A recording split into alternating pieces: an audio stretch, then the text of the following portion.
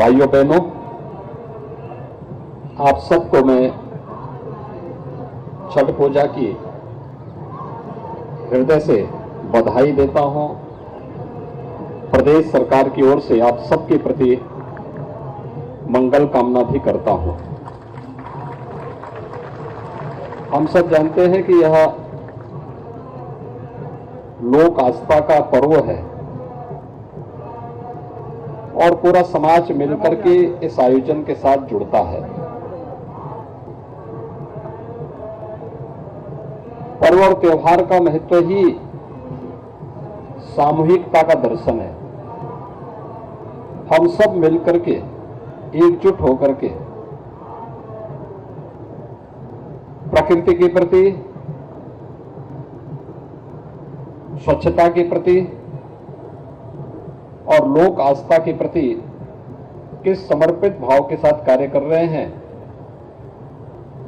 उसका एक आदर्श उदाहरण छठ जैसे पर्व होते हैं। हम सब जानते हैं 4 चरणों में कार्यक्रम होता है। अंतःकरण और बाह्य शुद्धि पर पूरी तरह ध्यान दिया जाता है।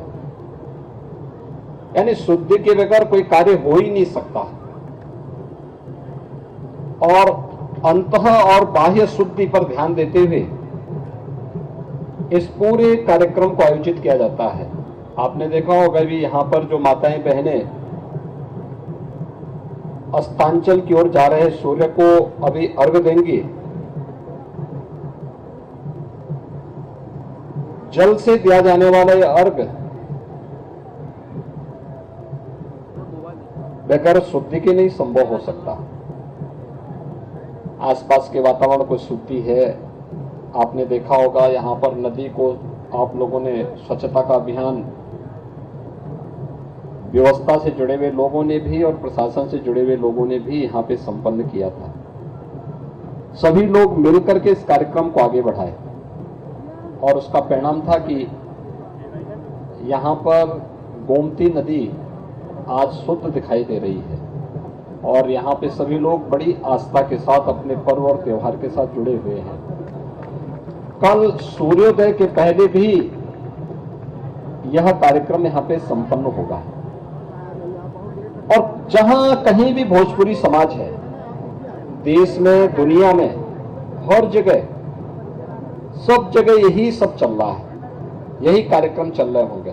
पहले शुद्धता का कार्यक्रम और शुद्धता के कार्यक्रम के साथ प्रकृति की शुद्धता का कार्यक्रम, स्वयं भी शुद्ध होकर के बहुत सात्विक भाव से लोग पहले चरण में नहाय और खाए के साथ इसका कार्यक्रम प्रारंभ करते हैं।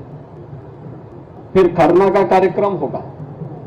आज अस्तांचल की ओर भगवान सूर्य को अर्घ्य देने का कार्यक्रम संपन्न हो रहा है और कल प्रातः सूर्योदय के साथ अर्घ्य देने और अन्य कार्यक्रमों को संपन्न करने के साथ छठ पूजा का एक कार्यक्रम संपन्न होगा।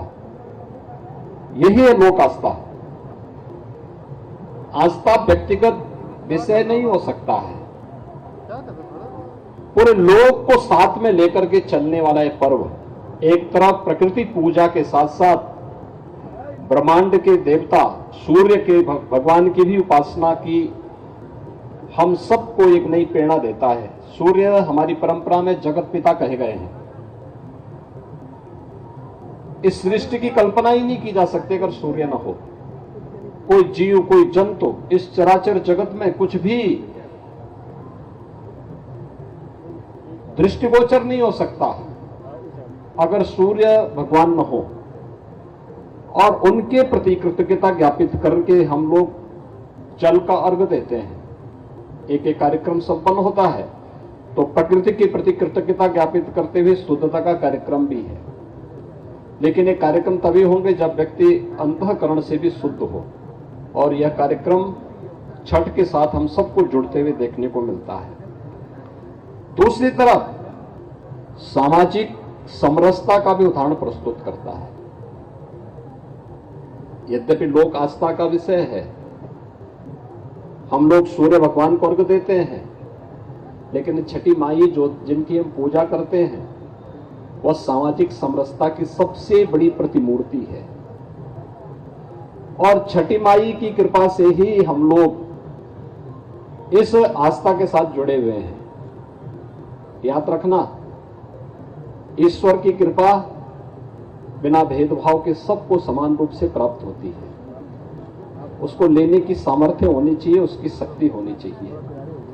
और छठी माई ने भगवान सूर्य की उपासना से वो शक्ति प्राप्त की थी जिसने मृत पड़े बच्चे के अंदर भी संजीवनी पैदा करके पुनर्जीवित करने का काम किया था। और यही से प्रारंभ होता है छठ उपासना की पद्धति। आज से नहीं, हजारों वर्षों से पहले बिहार, झारखंड, पूर्वी उत्तर प्रदेश और नेपाल की तराई में और जहां जहां भी यहां से जुड़े हुए लोग गए, देश और दुनिया के अंदर सब जगह यह पर्व इसी लोक आस्था के साथ मनाया जा रहा है। मुझे बहुत प्रसन्नता है कि आयोजन समिति ने सबसे पहले स्वच्छता का कार्यक्रम चलाया और स्वच्छता के कार्यक्रम के साथ वे सब जुड़े। और मुझे अच्छा लगा कि स्वच्छता के लिए चलाए जाने वाले कार्यक्रम में हमारे डिप्टी सीएम श्री ब्रजेश पाठक जी भी, महापौर भी और हमारे जनप्रतिनिधि भी भागीदार बने थे। प्रशासन के लोग तो थे ही, इन लोगों ने भी उसके साथ, उस अभियान के साथ जुड़े और प्रधानमंत्री जी के स्वच्छ भारत अभियान को एक बार फिर से लोक आस्था के साथ जोड़ते हुए इस कार्यक्रम को आगे बढ़ाने का काम किया। यानी एक साथ सभी कार्यक्रम आगे बढ़े।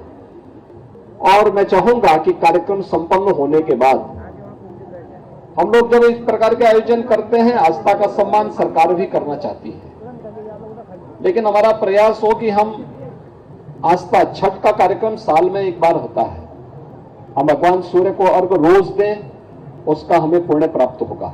घर में दे सकते हैं, देना भी चाहिए, लेकिन घाटों पर जगह जगह जो हम पक्की पिंडी बना देते हैं, अगर उससे बचें तो अच्छा होगा, क्योंकि बाद में उसका सम्मान उस रूप में नहीं हो पाता है जिस रूप में हम लोग करना चाहते हैं, जिस रूप में हमने उसकी पूजा की है। टेम्पररी बना करके और कार्यक्रम जैसे संपन्न हुआ उसको समाप्त कर देना चाहिए। और ऐसे ही यहाँ पर क्योंकि हजारों लोग आते हैं, हर घाट पर आते हैं, और मैं पूरे प्रदेश में कहूंगा जहां कहीं भी ये कार्यक्रम हो रहे हैं, प्रशासन ने, शासन ने पूरी व्यवस्था दी है, आयोजकों के साथ मिलकर के पूरा संवाद बनाया है और ये पूरी व्यवस्था की है, कहीं भी कोई दिक्कत न हो। लेकिन कल कार्यक्रम संपन्न होने के साथ आज हम पूरी आस्था के साथ कार्यक्रम करें, व्यवस्था बनाने में अपना योगदान दें, सबकी सुविधा और सबकी सुरक्षा का ध्यान भी रखें। और कल जब कार्यक्रम संपन्न हो तो आयोजक गण सभी लोग मिलकर के एक व्यवस्था बनाएं कि स्वच्छता का एक कार्यक्रम फिर से चलाएं। कहीं भी गंदगी नहीं दिखनी चाहिए, जिससे हमारे पर्व और त्योहारों पर किसी भी प्रकार की आंच ना ले पाए। स्वच्छता पर हमारा विशेष ध्यान होना चाहिए, तभी इसका पुण्य हम सबको प्राप्त होगा। मैं एक बार फिर से आप सबको छठ पूजा की हृदय से बधाई देता हूं, आपके प्रति अपनी शुभकामनाएं व्यक्त करता हूं।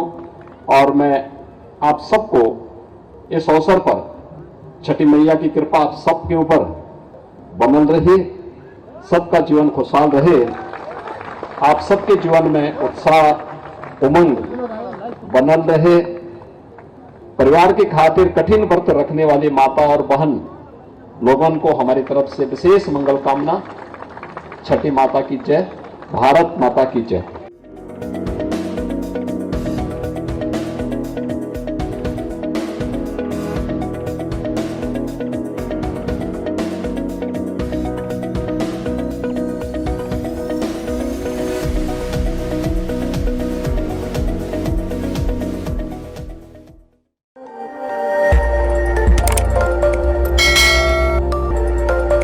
खबर आपकी, नजर हमारी।